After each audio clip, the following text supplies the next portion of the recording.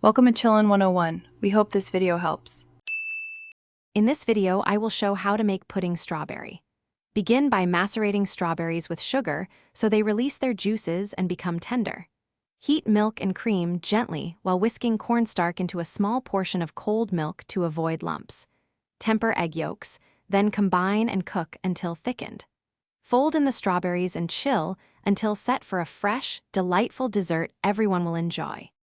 Start by gathering ingredients on the counter so nothing is missed, and keep everything within reach for smooth workflow.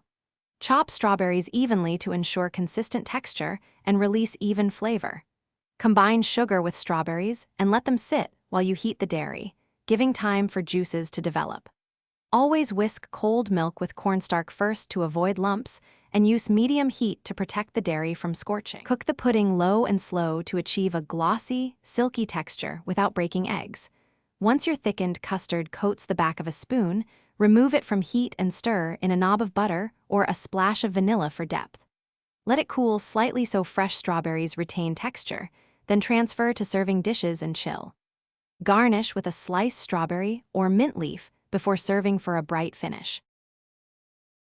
Thanks for watching. Consider subscribing if we helped you.